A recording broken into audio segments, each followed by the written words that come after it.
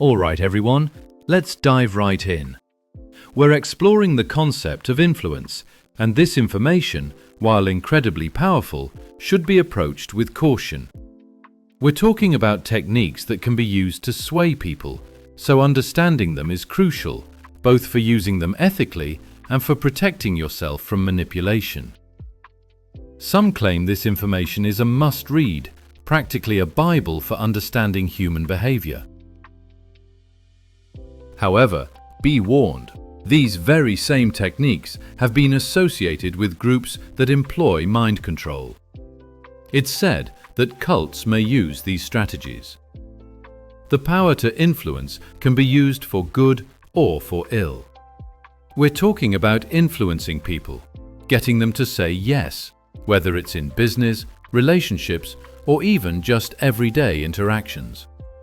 Now, there are many resources out there that touch on these ideas, but this particular approach is remarkably clear and easy to grasp, almost dangerously so. Thinking of learning about this topic? Great! But be warned, the amount of material can be significant. It might feel like you've ordered a dictionary. But don't let the size intimidate you. The clarity of the content is truly exceptional. It's packed with insights that are incredibly useful. This isn't just abstract theory. It's practical knowledge you can apply immediately. It's applicable in business and in your personal relationships.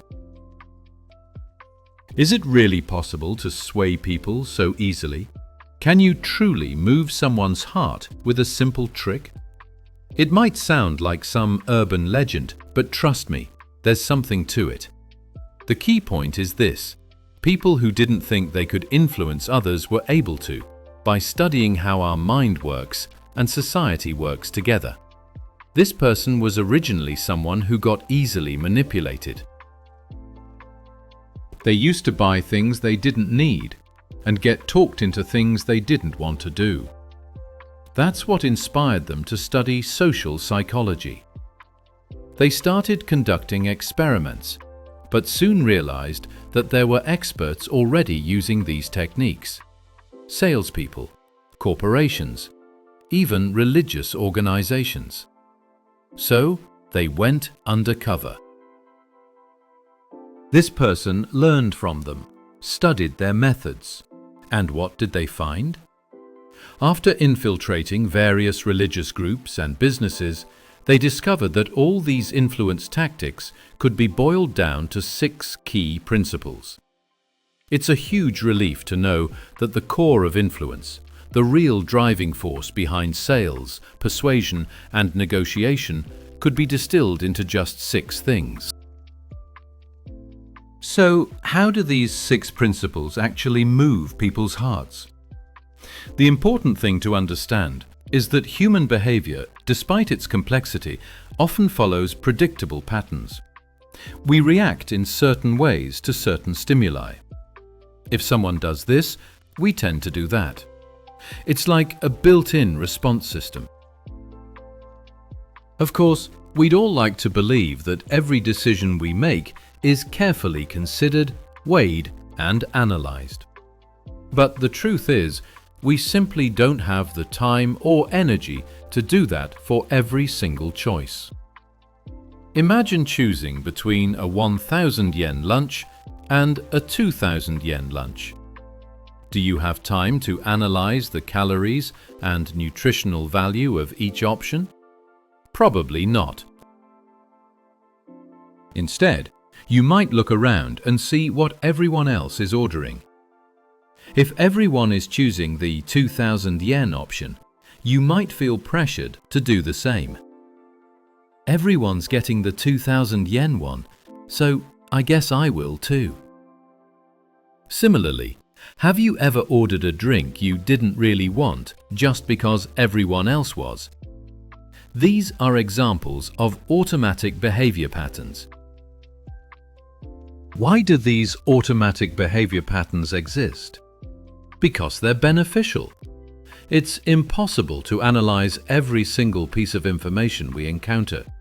So we rely on these patterns to make quick decisions that increase our chances of survival. Eating what everyone else is eating is safer than trying some strange, unknown mushroom. Following the crowd reduces risk. These automatic behavior patterns allow us to process information more efficiently and navigate the complexities of modern life. But here's the catch. These patterns can be exploited. If someone knows how to trigger these automatic responses, they can manipulate our behavior without us even realizing it. That's the scary part. We're often defenseless against these tactics. These patterns have been extensively researched, and they're being used by major corporations and con artists alike. This doesn't mean that everyone who uses these techniques is evil. Many companies use them to sell helpful products. But the problem arises when these tactics are used to push us into situations we wouldn't normally choose, like falling into cults. We end up making donations we can't afford, cutting off contact with our families, or being forced into exploitative labor. The goal here is to equip you with a shield against these influence tactics. If you're someone who tends to be easily swayed or has a history of buying things you regret, this is vital information. Understanding these principles is the first step towards protecting yourself. The first principle out of the 6 most powerful tools is the principle of reciprocity. Reciprocity might sound complicated, but it simply means returning a favor. It's the power of give and take. This is an incredibly deeply ingrained behavior. When someone does something for us, we feel obligated to return the favor. Think about it. If you receive a gift for your birthday, especially from someone you're not super close to, you feel a strong urge to reciprocate. It's almost a social obligation. We're taught from a young age that we should return kindness. Remember the story of the crane who repaid the kindness of the person who saved her. The crane felt compelled to repay the debt.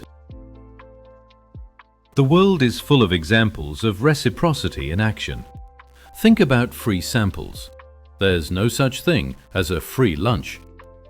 When you try a free sample, you unconsciously feel obligated to buy something, even if it's something you don't really need. That automatic response pattern makes people feel that if they got something, they want to give something in return.